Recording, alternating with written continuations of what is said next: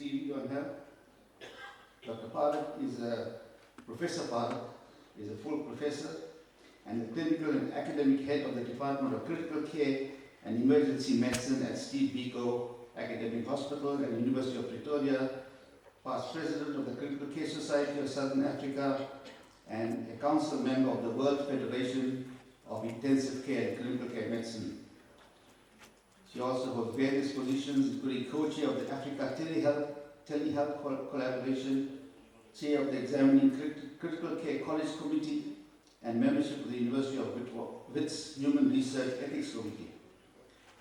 She has also served on several ministerial appointed committees, including the National Health Research Committee and the Committee for the Confidential Inquiry into Maternal Deaths in South Africa. And she also served on the National Regulatory Council, the HPCSA. She has numerous publications and supervises many undergraduate and postgraduate degrees, including PhDs across South Africa. So it's my pleasure to call Professor Paruk to address you on the topic.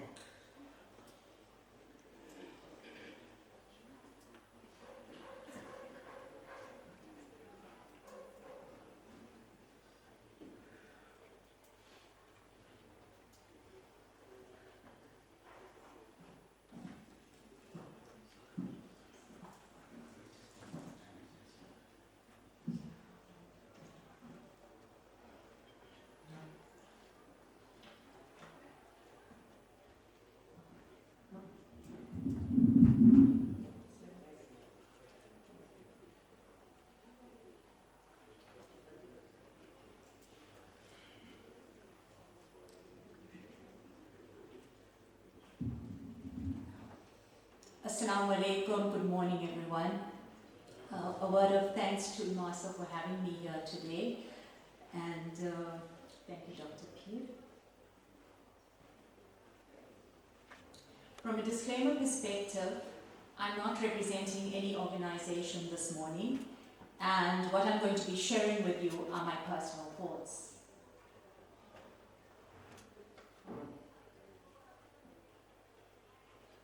So let's start with a few questions. Have you ever written a prescription for a close family member, colleague, or a friend in a non-emergency situation? Those who have, raise your hands please. So most of us, and this is very much in alignment with what happens from a global perspective. Now, if you did write a prescription in this scenario, did you keep documents in terms of your rationale for prescribing, and did you keep these records for as long as is required by the HPCSA? Can I have a show of hands? The lights are in my eye, but I can literally see one or two hands. So that's a problem, but we'll come back to it. You are in a WhatsApp group of 25 friends and family members.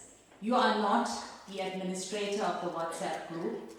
A racist remark is made by your close friend AB. Everyone gets quiet on the group. What would you do? Option 1, ignore. You are not getting involved. It's safer to stay out. Option 2, you phone or you directly message AB and tell him to retract that comment and apologize to the group. Or 3, you actually post on the group that this remark is inappropriate and that you dissociate from it. Take this for 1. 2, fair number, almost half. And 3, the remaining half. So we'll get back to this as well. Final question. You embark on a business venture with your uncle. You are a silent partner and you discover financial irregularities. You stop contributing to the rental of the property. You seek legal recourse. Your uncle reports you to the HPCSA for unprofessional conduct. An explanation is requested within 40 days by the HPCSA. What would you do? 1, ignore, hoping that it disappears, and believe you me, lots of people do this. 2, you will provide an explanation after getting some help to craft that response. Or 3, you inform the HPCSA, really there is no doctor-patient relationship, and so there is no need to provide an explanation. Take us for 1, 2, 3rd, and 3, equal number. All right. So what I'd like to share with you this morning is that none of us in this room are immune to complaints. And the reality is that irrespective of whether we are guilty or not of unprofessional conduct, the reality is that it impacts significantly both on our personal and professional lives. And therefore, it's absolutely imperative that we be prepared for this. So let's look at the published data on HPCSA complaints, and they really are on the increase. In 2023-2024, they were in excess of 2,000 complaints. Unfortunately, the vast majority, 80%, were against medical practitioners, doctors, and dentists. The vast majority are in the private practice domain, but having said so, our public sector patients are becoming more aware, and in this last year I've received lots of queries from registrars, interns, and specialists in the public space about complaints they have received. In the main, the vast majority of these complaints relate to us being negligent, writing poor reports, being incompetent, providing insufficient care. Billing is a huge issue, and very importantly, our inability to communicate to the satisfaction of our patients. So what happens when a complaint is made by a patient? We become the respondents. In the main, that complaint will be reviewed by the HPCSA to gauge whether it's major or minor. If it's something they feel that it's minor and mediation can resolve that, it will go that route. All those that don't meet the mediation route or that are not resolved at mediation route go to the prelim committee. So a prelim investigation occurs, and what happens is that you as a practitioner are asked to provide a report within 40 working days. And my advice to you is that you do so within the 40 days, or if you don't have the time to do it, to get an extension. Because if you stay quiet and don't respond, irrespective of the merits of your case, that you can be penalized for contempt of counsel by not providing a report. Additionally, you cannot cite that your address has changed. Legally, we are expected to inform the registrar of the HPCSA if our address changes within 30 days of that change. So prelim committee, there are 5 prelim committees on HPCSA, will sit and deliberate over the matter. Sometimes they will need additional information in the form of a written explanation from the respondent or the complainant. Occasionally you might be consulted. Sometimes the prelim committee doesn't have the expertise to resolve that matter and therefore will get an expert opinion. You as a respondent have a right to have access to all of that information, so you are very welcome to ask for that. And then finally, the prelim committee then makes a deliberation. It can either be one of finding no evidence of misconduct, so your explanation can get accepted, or it can be deliberated that there's a transgression or misconduct, and this can be deemed either minor or major. If it is minor, one can get a caution or a fine. And if it is major, it goes to conduct inquiry, which is like a trial, but under the auspices of the HPCSA. Now, say your explanation was accepted, the complainant has the right to not accept this. And now what we have at HPCSA is an appeals committee. So this case can start afresh and now go to appeals committee. Assuming you don't find the caution or the fine satisfactory, you can decline this as well in which case it doesn't go to an appeals committee, but it would go to conduct inquiry, which is quite a long process. And at conduct inquiry, it's a fresh new start, and the entire case can be accepted, or there can be penalties. And if there's disagreement at this level, it can go to the High Court. So how do you and I dial down that risk?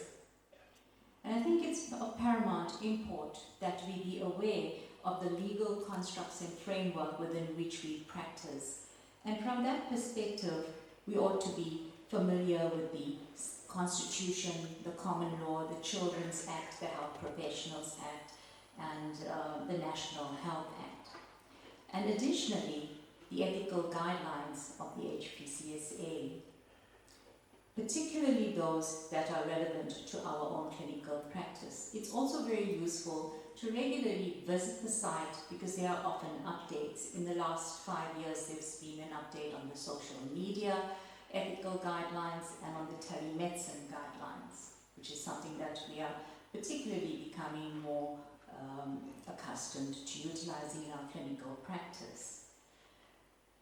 I think it's very important to be cognizant of the areas where our deficits lie, and this really relates to us being able to know what our level of competence is, when to consult, take good histories to avoid medication errors, ensure proper documentation. There are now clinical practitioners for complex cases. They actually record the entire consent process. And communication, of course, is of paramount import. And then I'm going to chat a little bit about treating family and friends and about the social, the aspect of our conduct in the public domain.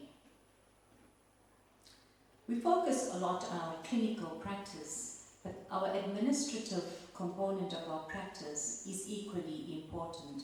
Strong governance, good oversight, identifying gaps, looking at our PAs, looking at where their deficits lie, how do they communicate with patients, how do they communicate results, and upskilling those individuals, ensuring confidentiality, are some of the issues that one needs to ensure proactively rather than reactively. So should you treat family and friends? I think there are numerous advantages to treating someone close to you, particularly for that individual. They're more comfortable with you, they're exercising their autonomy by choosing who they want to be. Management is often more timely. You tend to do things quicker for people you know. The clinical outcome probably is even better, and of course there might be the attraction of having reduced costs. But there are distinct disadvantages. Consent is a huge problem. Either they won't listen to you completely because of implicit trust, or they might be a bit scared of you as a figurehead and not listen and just agree to whatever you say. You might think you know the patient very well and under-investigate, or alternatively, you may want to do everything right and over-investigate. And then there's the issue of justice. Say you are a physician, there's only one ICU bed in your hospital in the ICU. In private practice, the other one is in the general ward. And there's two patients, your relative, who has a slightly poor prognosis than the individual, than the second person who has a better prognosis. Who are you going to send into the ICU?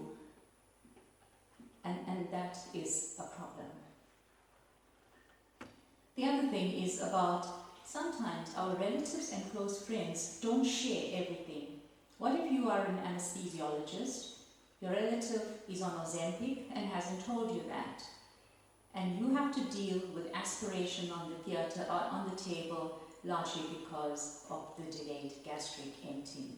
So you can be putting yourself into risk because of a lack of information. What we sometimes forget is that when you have a personal relationship with the individual and you start managing the person, there's the added responsibility from the HPCSA of a professional relationship. we actually have to abide by all the rules, keep documents, keep notes for the prescribed duration. And sometimes we slip up because we are so comfortable. So take a scenario where you treat somebody very close to you. The treatment may be successful, the relationship may be continuing to be well, everything is fine, no problem, and you're a hero in that patient's eye.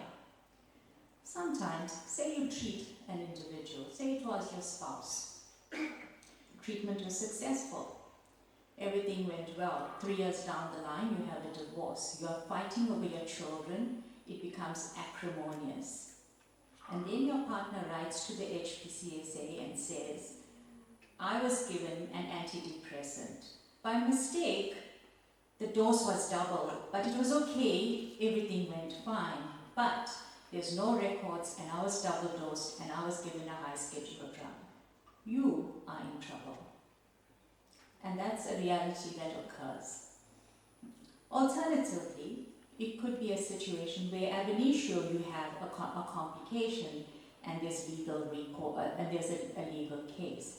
It's perhaps been found globally that the risk of litigation is greater when you treat someone closer to you than when you treat a stranger. In fact, if you look at the global practice, in the United States, there are now certain states where you are prohibited from treating anybody who is close to you, or be it a relative or a friend. In Europe, similar move, unless there's an emergency, so one needs to know what one's institutional practice is. In South Africa, it is not illegal to treat close relatives. And I think that largely stems from the fact that we have many remote areas where there's only a single doctor. You have to end up treating your family. Who else is going to treat them? So for us, the practice is a bit different. We often don't have enough doctors to treat or the necessary expertise. So we are forced to actually treat close friends and relatives. But I think it's important to be cognizant of the repercussions that may arise, and so that one can proactively take measures to prevent that.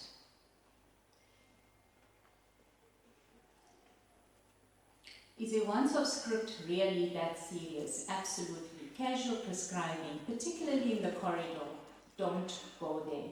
It's difficult the first time to tell somebody, I'm sorry, I don't write scripts, but the more often you do it, the easier it becomes. Just makes your life difficult later in life, especially if those relationships deteriorate or if an adverse event arises.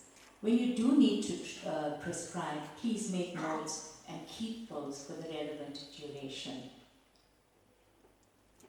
If a family member insists that you be involved in their treatment, seek or advise them on the alternatives that you can assist with, finding them a more suitable doctor, or explaining the consent process to them, explaining the procedure to them, making them comfortable about the procedure or the therapy that they're going to have.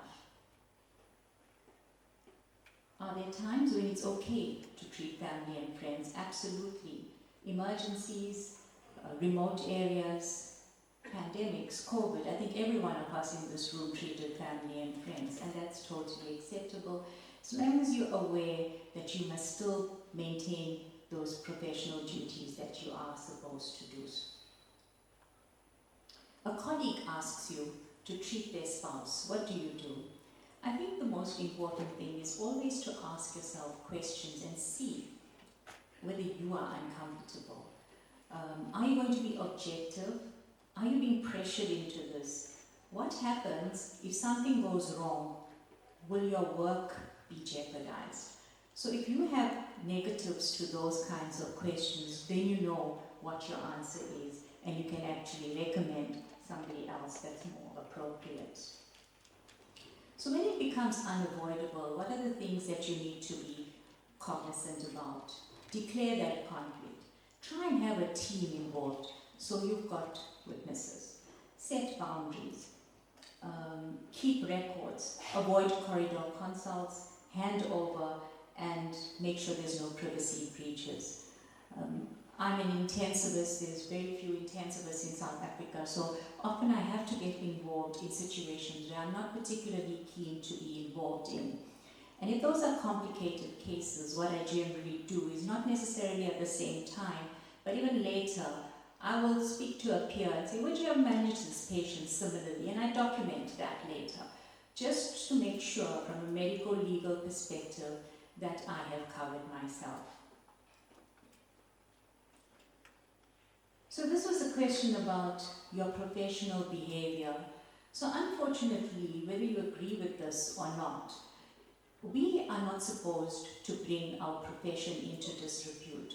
So if you go to your child's school match and the referee doesn't favor your child and you start behaving inappropriately and somebody videos that and sends it to the HPCSA, you actually have to show to the HPCSA that, look, I was not being unprofessional. So the answer is, yes, you have to provide an explanation, and there is a precedent set in the form of the De Grief's case. About 2/3 of our patients use social media to make healthcare choices, and we also spend a lot of time on social media. The reality is that globally and in South Africa, it's been found that our knowledge about the ethical use of social media platforms is actually quite dismal. And if you have not read the Social Media Guideline Booklet 16, I'd advise you to have a look at it. If you are a practitioner that has a professional account, please make sure that your personal account is very difficult for your patients to find, largely because the HPCSA clearly says or discourages us to have patient-practitioner relationships outside of the clinical doctor-patient relationship. When you do post on social media, remember, even your personal posts can always be found. Nothing is erasable and everything can be found. Always ask yourself, would I say this aloud? Am I being offensive? Am I being prejudiced? Does this place my reputation, the reputation of my profession at risk? And whenever you forward something, I know we all like to forward something quickly. Make sure, ask yourself, who made this? What is the source? Why am I sharing it? And when was it published? And you'll be amazed at the answers. If you do have a professional practice social media account, please ensure that you don't practice touting. So you can't say, come to my rooms and there's free Wi-Fi. Free Wi-Fi is not part of what a doctor should be offering. You cannot also canvas, say you are the best doctor that's around. Be very clear about that. I often go through social media accounts of professionals, and there's a fine line, and often I do suspect that it is being crossed. If somebody writes a bad review about you, get professional advice on how to manage this. Consider going offline directly with the patient if you are somebody who can maintain your cool and be diplomatic, and ask the patient how you can improve that. But absolutely refrain from an online public angry response. And if somebody writes something that really angers you, particularly if it's not true, just mute, block, or report to the site host. Our opinion on private messages, safe. So this, I'm talking about you and your best friend. If you write something to them, absolutely not. If for example, the police were to get your phone, they could actually use anything from your phone legally in a court of law. Can you record a conversation without a participant's consent? Who thinks we can? So in South Africa, you can, as long as you are party to a conversation. So when your patient comes into the room, and if they don't ask you, they can still record you and legally use your conversation, something that we're often not aware of, and it's important to bear that in mind. So the WhatsApp answer here was 3. You have to post on the group. You have to say, I dissociate myself from this. And there has been a case in South Africa where someone did not do this and they were held accountable for this. So be very careful of what your group is about, what is being said, and protect yourself. And this is an article in the SAMJ. If you haven't read this, it's about how to use WhatsApp legally in South Africa. It's a brilliant article. I would recommend that you get hold of this and go through it. I really don't have the time, but it tells you clearly what you can and what you cannot do with WhatsApp, and it's actually quite frightening.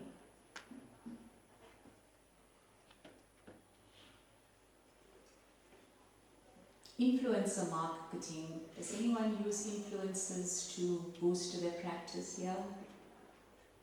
So it's something that is happening. It's a very untested zone. All I would say is tread this very carefully and make sure there's no touting or canvassing by your influencer. And remember, your influencer can also turn on you when things go wrong. We're living in the era of AI. Already many of us are using, I think all of us are using AI tools in our clinical practice. Just want to say, whatever AI generated tool you are using, check the authenticity of it, check what's in the black box, make sure you are comfortable, because when things go wrong as clinicians, if you are using the tool, we actually are accountable. So if you do get a complaint or a letter from the HPCSA for an explanation, I think the most important thing is don't take it personally. It can happen to anybody. It does not equate with unprofessional conduct or poor clinical performance. Get help. Also remember self-care, because this is a time when things can go downhill. Don't engage with the media. And make sure you get your facts right. And just to wrap up, just want to say, when things do go wrong, it's okay to practice empathy, to say, I'm sorry this happened, or I'm sorry you are going through this. And this is not the same as saying, this is my fault, which is something I wouldn't advise anyone to do, or say, I made a mistake that has ended up in this. Thank you for your attention.